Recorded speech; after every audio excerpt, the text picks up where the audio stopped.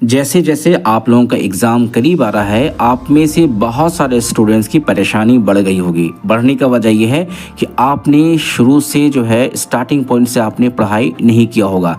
अब आपके पास अगर 15 दिन या 20 दिन बचता है तो इसमें आपको कैसे तैयारी करना है, उसी के ऊपर आज हम डिस्कस करेंगे और ऐसे 15 टेक्निक बताएंगे कि जिसको अगर आप फॉलो कीजिएगा तो डेफिनेटली आपका एग्ज़ाम अच्छा जाएगा और अच्छे मार्क्स को अचीव कर सकते हैं। अब जो स्टूडेंट्स इस तरीके से तैयारी नहीं करते हैं, या आपने भी देखा होगा, अगर आप अपने मार्कशीट देखें, अगर एक दो पेपर आपका जो एक दो पेपर जिसमें मार्क्स आपका अच्छा नहीं आया है और आप उसमें प्रमोट नहीं हुए हैं, तो आपको भी ये वीडियो देखना चाहिए।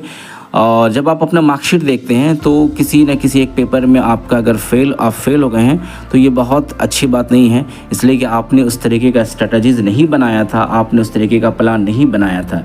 इसलिए अपने आप को अच्छा करना है, अपने आप को आगे की राह में ले जाना है, अपने आप को कामयाब होते देखना है, तो फिर आपको प्लान करना होगा, स्ट्रेटजीज़ बनाना होगा और टेक्निक को अपनाना होगा। जब तक आप स्मार्ट तरीके से टेक्निक को नहीं अपनाएंगे फिर आपकी जो है कामयाबी नहीं मिलेगी। बहुत सारे स्टूडेंट होते हैं कि दिन रात मेहनत करते हैं लेकिन टेक्निक को फॉलो नहीं करते हैं, स्मार्ट तरीके से वो नहीं पढ़ाई करते हैं, तो फिर वो कहीं ना कहीं जाके इंटरप्ट हो जाते हैं, फंस जाते हैं। तो वीडियो में बने रहिए मेरे साथ। उन लोगों के लिए जो ख़ास है जिनका कोई प्लान नहीं होता, जिनका कोई स्ट्रेटजी नहीं होता है, और उन लोगों के लिए भी है जो कुछ करना चाहते हैं, कुछ सीखना चाहते हैं। ठीक है, तो चलिए सबसे पहले पहला टेक्निक के ऊपर बात करते हैं। ये सबसे पहला है कि अपना जो आपका गोल है वो बिल्कुल क्लियर होना चाहिए। उसको क्लियर कीजिए और उसको अचीव करने के लिए यानी हासिल करने के लिए गोल सेट कीजिए। अगर आपके पास बहुत कम समय बचा है तो आपका शॉर्ट टर्म गोल ये होगा कि आपने कैसे पेपर्स को कंप्लीट करना है, आपको सिलेबस को कैसे कंप्लीट करना है। तो अगर बहुत बड़ा सिलेबस है तो उसको छोटा पार्ट में कीजिए और उसको मैनेज करने की कोशिश कीजिए। ठीक है, टास्क को, बहुत बड़ा टास्क होता है, बहुत ज़्यादा काम होता है, तो उसको हम क्या करते हैं, टास्क को डिवाइड करते हैं और छोटे छोटे पार्ट में डिवाइड करने के बाद उसके बाद हैंडल करते हैं, तो हमारे पास जो है टास्क बहुत इजीली हैंडल हो जाता है। इस तरीके से हम डेली या फिर वीकली गोल को सेट करें ताकि आप अपनी प्रोग्रेस को ट्रैक कर सके। देखिए, ये चीज़ जो मैं बता रहा हूँ डेली या वीकली का मतलब ये होता है कि आपने अगर 2 चैप्टर पढ़ना है तो उसी हिसाब से आप वीकली कीजिए कि हमें वीक में 2 पढ़ना, 3 पढ़ना है, या डेली के हिसाब से आपने देखना अगर आपको 10 क्वेश्चन तैयारी करना, 5 क्वेश्चन तैयारी करना, तो ये सब आपके शॉर्ट टर्म गोल कहलाते हैं। और अगर आपने इसको सेट कर लिया तो डेफिनेटली आप देखिएगा 10 दिन में आपका रिजल्ट कुछ और ही नज़र आएगा। तो पहला पॉइंट पर फोकस कीजिए, क्लियर और हासिल करने लायक गोल को सेट करें। ये पहला टेक्निक है। ठीक है, दूसरा पॉइंट पे हम फोकस करते हैं कि आपने स्टडी शेड्यूल बनाइए। देखिए, ये चीज़ें जो है कि अगर आप पढ़ते हैं लेकिन आपके पास रूटीन नहीं है तो इसका मतलब कि आप नहीं पढ़ते हैं।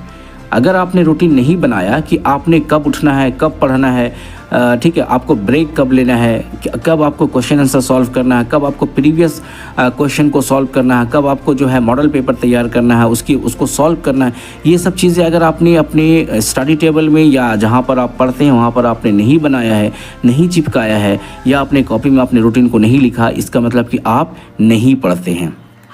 इसलिए अभी से आप सुधर जाइए और पढ़ना शुरू कीजिए, यानी अपनी स्टडी टाइम को प्लान करें और उस पर अमल करने की भी कोशिश करें, यानी इम्प्लीमेंट भी करें। कंसिस्टेंसी बहुत ज़रूरी है, यानी कि ऐसा नहीं हो कि अभी आपने बनाया, अभी आपने 1 घंटा पढ़ा, फिर 3 दिन आपने छोड़ दिया। इसलिए कंसिस्टेंसी बहुत ज़रूरी है, उसमें एक लगाव होना चाहिए कि इसलिए एक रूटीन बनाएं जो आपके लिए काम करे और सभी सब्जेक्ट्स को उसमें कवर करें। तो रूटीन बनाने का ये मतलब होता है कि सारा सब्जेक्ट जो आपका पैरेलल पढ़ाई होता है। अगर आप एक पेपर पे फोकस करते हैं तो एक ही पेपर आपका स्ट्रांग होता है, बाकी पेपर जो आपका स्ट्रांग नहीं हो पाता।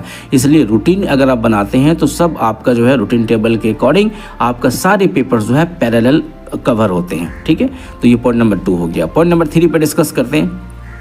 ये एक टेक्निक बताया जाता है, बहुत सारे स्कॉलर इसको करते हैं, पोमोडोरो टेक्निक।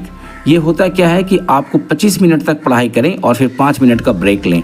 इस साइकिल को रिपीट करें ताकि फोकस बना रहे और बर्न आउट से बचे, यानी पढ़ते पढ़ते आप बहुत बोर नहीं हो जाएं। ठीक है, बहुत बार होता है कि आप 2 घंटा 3 घंटा कंटिन्यू पढ़ गए तो फिर आप बहुत ज़्यादा बोर होने लगे, आपका जो है सर वो भारी होने लगा, आपका मन नहीं लग रहा, फिर आपको चिड़चिड़ापन लग रहा है। तो उससे बेहतर ये टेक्निक लोग फॉलो करते हैं। आप भी चाहें तो टेक्निक को फॉलो कर सकते हैं। अगर कोई चाहता है कि मैं 1 घंटा 2 घंटा कंटिन्यू पढ़ सकता हूँ तो पढ़ें, कोई मना नहीं है। लेकिन अगर कोई टेक्निक पे आप फोकस करते हैं, टेक्निक के अकॉर्डिंग पढ़ते हैं तो ये आपके लिए सही हो सकता है। ठीक है, पॉइंट नंबर 4 पे देखते हैं एक्टिव रिकॉल, यानी कि जो आपने पढ़ा है उसको बिना नोट्स देखे याद करने की कोशिश करें। यह आपकी याद रखने की सलाहियत और समझ को मजबूत करेगा। देखो, याद रखने का मतलब ये है ना कि आप कॉपी लेकर सिर्फ रटे नहीं, बल्कि समझने की कोशिश करें। अगर आप समझ जाते हैं तो समझने के बाद फिर आप अपने वर्ड्स में यानी ओन वर्ड्स में उस चीज़ को लिख सकते हैं, यानी आपको रिकॉल करना ज़रूरी होता है। ठीक है। पॉइंट नंबर 5 पे हम बात करते हैं कि स्पेस्ड रिपीटिशन, यानी जो मटेरियल होता है जो आपको पढ़ना है उसको डिफरेंट इंटरवल्स पर डिवाइस करें, जैसे 1 दिन के बाद, फिर 3 दिन के बाद, फिर 1 हफ्ते के बाद, ताकि लॉन्ग टर्म रिटेंशन मजबूत हो। यानी एक बार आपने पढ़ा उसको 2 दिन बाद फिर आप रिपीट कीजिए। यही सारा चीज़ आपका जो है मेंशन होता है रूटीन टेबल में कि आपने कब उसको रिपीट करना है, कब पढ़ना है, ये सब चीज़ आपका रूटीन टेबल में अवेलेबल होता है। इसलिए जो भी मटेरियल या कंटेंट होता है उसको डिफरेंट इंटरवल पर रिवाइज करते रहें और 2 दिन के बाद, 3 दिन के बाद उसको ज़रूर देखें, ताकि आपका जो याद बहुत अच्छे से रहे। ठीक है। होता क्या है कि आपने पढ़ा, एग्ज़ाम में गए, आप सारा भूल गए। ये बहुत सारे स्टूडेंट के साथ ये एक प्रॉब्लम होता है कि जो पढ़ा आपने एग्ज़ाम के टाइम जाके आप भूल गए। तो ऐसा नहीं होना चाहिए, इसलिए आप उसको रिकॉल करते रहें। पॉइंट नंबर 6 में देखिए माइंड मैपिंग, यानी जो टॉपिक्स होता है जिसको आप पढ़ते हैं उसको विजुअल रिप्रेजेंटेशंस बनाएं। यानी जो भी टॉपिक आप पढ़ रहे हैं उसकी एक विजुअली, यानी जो चीज़ें आप बना रहे उसके डायग्राम बनाइए, उसको देखिए, उसको समझिए, उसके अंदर से जो आइडियाज़ होते हैं उसको देखिए। तो ये सारे जो है विजुअल रिप्रेजेंटेशन को समझना, ताकि आपका जो टॉपिक वो ज़्यादा समझ में आता है। जैसे कि कोई टॉपिक पढ़ते हैं और उसके आपके पास डायग्राम बना हुआ है, तो डायग्राम से उस चीज़ को आप ज़्यादा अच्छा समझ पाएंगे। ठीक है। तो अगर डायग्राम के थ्रू या पिक्चर के थ्रू आप पढ़ते हैं, उसी को विजुअली कहते हैं, तो अगर कितना भी कठिन जो होगा, आपका कठिन पेपर भी होगा, वो बहुत ईजी तरीके से आप समझ पाएंगे। इसलिए आपको जो माइंड मैपिंग करना चाहिए, जो चीज़ पढ़ते हैं आप उसको विजुअली पढ़िए, ताकि आपको समझ में बहुत अच्छे तरीके से आ जाए। अगर आप सिर्फ किताब लेके पढ़ेंगे, टेक्स्ट को पढ़ेंगे, तो समझ में नहीं आएगा। अब आपके लिए आसान ये भी है कि जो टॉपिक अगर आपको समझ में नहीं आता, उसकी आप गूगल कर लें, उसका आप इमेज निकाल लें, डायग्राम निकाल लें, तो आपको इतना बेहतर तरीके से समझ में आएगा कि आप इमेजिन भी नहीं कर सकते हैं। पॉइंट नंबर 6 पे फोकस करते हैं। पिछले पेपर्स की प्रैक्टिस करें, पहले के एग्जाम पेपर्स सॉल्व करें, यानी डेफिनेटली लास्ट ईयर एग्जाम के क्वेश्चन को, पेपर को निकालिए, अपने सीनियर से मांगिए, अपने क्वेश्चन बैंक पे देखिए। तो उससे क्या होगा कि आपका जो है प्रैक्टिस बहुत स्ट्रांग हो जाएगा और टाइम मैनेजमेंट में मदद करता है और एग्ज़ाम फॉर्मेट में फैमिलियर कराता है। यानी आपको एक आइडिया हो जाएगा कि इस तरीके से एग्ज़ाम आता है। फॉर एग्जांपल, अभी अगर आप सेमेस्टर 3 में है रांची यूनिवर्सिटी में, तो आपका एक पेपर सेक 3 है, जिसको हम लोग एलिमेंट्री कंप्यूटर के नाम से जानते हैं। ठीक है ना। तो ये जो पेपर है, ये पेपर का अगर आप पिछले साल का क्वेश्चन को देखेंगे तो आपके जहन में एक खाका तैयार हो जाएगा, एक फॉर्मेट मिल जाएगा आपको कि अच्छा इस तरीके से क्वेश्चन आता है, तो चलो हम इस तरीके से तैयारी करते हैं। तो ज़रूर आप पीछे का क्वेश्चन को आप रिपीट कीजिए, देखिए, उसको सॉल्व कीजिए। पॉइंट नंबर 8 में ग्रुप स्टडी है। अपने दोस्तों के साथ टॉपिक्स डिस्कस करें ताकि मुख्तलिफ पर्सपेक्टिव्स मिले, यानी डिफरेंट जो आपको सॉल्यूशन मिल पाए, उसमें आपके डाउट्स क्लियर हो और दूसरों को सिखाकर अपनी लर्निंग रीइंफोर्स करें। ठीक है ना। यानी अगर आप डिस्कस करते हैं ग्रुप में, तो ग्रुप डिस्कशन से होता क्या, एक बंदा अगर जानता है तो दूसरे को सिखाता है, दूसरा अगर जानता है तो तीसरे को सिखाता है। यानी जो भी डाउट्स होते हैं आपस में डिस्कस करने से क्लियर हो जाते हैं। अब तो बहुत आसान, अगर आप एक जगह फिजिकली नहीं हो पाते हैं तो आप ऑनलाइन भी आप क्या है एक साथ हो सकते हैं और अपनी ग्रुप स्टडी को बहुत स्ट्रॉन्ग कर सकते हैं। ग्रुप स्टडी करने से बहुत सारी चीज़ें जो आप क्लास में नहीं समझ पाते हैं, अपने प्रोफेसर के लेक्चर को नहीं समझ पाते हैं, तो आपका कोई ना कोई ऐसा साथी होगा जो उसको आसान तरीके से समझा सकता है। इसलिए ग्रुप स्टडी ज़रूर कीजिएगा आप। ठीक है। नेक्स्ट है पॉइंट नंबर 9, हेल्दी लाइफस्टाइल। इस पे तो बहुत ज़्यादा फोकस करना है। ऐसे नहीं पढ़ते पढ़ते आपकी तबीयत ख़राब हो जाए, आपका सर दर्द हो जाए, सर भारी हो जाए, चिड़चिड़ापन हो जाए, तो इस पे पूरा का पूरा ख्याल रखिए। अपनी लाइफस्टाइल को बिल्कुल बहुत अच्छे से रखिए और अपने जो पूरी स्वास्थ्य की देखभाल कीजिए, अपनी सेहत की पूरे ख्याल कीजिए, अच्छा खाना खाइए, अच्छा टाइम से पानी पीजिए और अपना एक्सरसाइज के ऊपर भी पूरा फोकस कीजिएगा। ये भी चीज़ें बहुत ज़रूरी है, इसलिए कि हेल्थ इज़ वेल्थ कहा जाता है। ठीक है।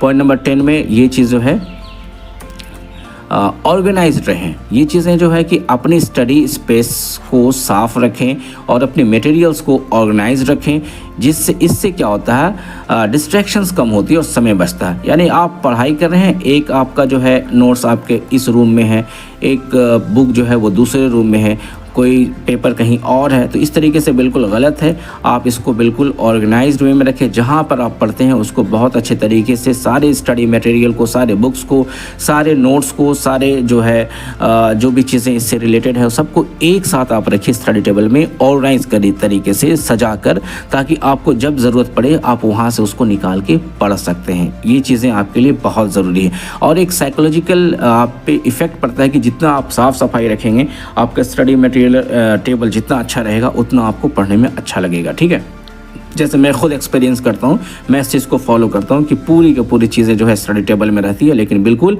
तरीके से रहती है। ठीक है, पॉइंट नंबर 11 पे देखते हैं, टेक्नोलॉजी का समझदारी का इस्तेमाल करें। अब यहाँ पे देखें, जो चीज़ें समझ में नहीं आती, जो मैंने भी आपको बताया, उसके लिए आप कोई एजुकेशनल ऐप्स या फिर ऑनलाइन रिसोर्स का इस्तेमाल करें। अभी बहुत सारा जो बहुत ज़्यादा जो चल रहा है वो चैट जीपीटी है। लोगों को समझ में नहीं आता तो चैट जीपीटी का यूज़ कीजिए, या दूसरे ऐसे एप्लीकेशंस का यूज़ कीजिए जहाँ पे आपको आपकी टॉपिक को समझ में आपको इजी तरीके से आ जाए। होता क्या है कि कुछ टॉपिक अगर आपको बताया जाता है तो शायद आपको समझ में नहीं आता, लेकिन उसको अगर दूसरे तरीके से इजी वे में, सिंपल वे में अगर आप देखते हैं किसी न किसी दूसरे प्लेटफॉर्म पे, तो आपको समझ में आ जाना चाहिए। ठीक है, तो इसलिए आप टेक्नोलॉजी का यूज़ कीजिए, यूट्यूब पे देखिए, गूगल कीजिए, तो ये आपके लिए बेहतर होगा। ओके, अगला पॉइंट पे फोकस करते हैं कि क्या है, रेगुलर ब्रेक्स लें। ये तो पहला वाला पॉइंट पे आ गया। अब पढ़िए, लेकिन बहुत कंटिन्यू नहीं पढ़िए, और ताकि आपका दिमाग जो है बिल्कुल फ्रेश रहे। दिमाग भी ज़रूरी है, खूब पढ़ लिए, खूब परेशान हो गए, एक रेगुलर रखे।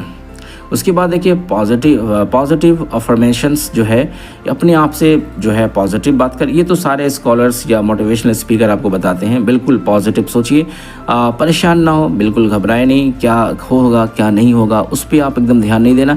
आपको हमेशा पॉजिटिव सोचना है कि मैं ये पढ़ रहा हूँ तो डेफिनेटली मेरे लिए बेहतर होगा और मेरे लिए अच्छा होगा। ठीक है, तो अपने आप को बिल्कुल पॉजिटिव सोच आपका स्ट्रांग होना चाहिए। इसी के अकॉर्डिंग आप आगे बढ़ सकते हैं।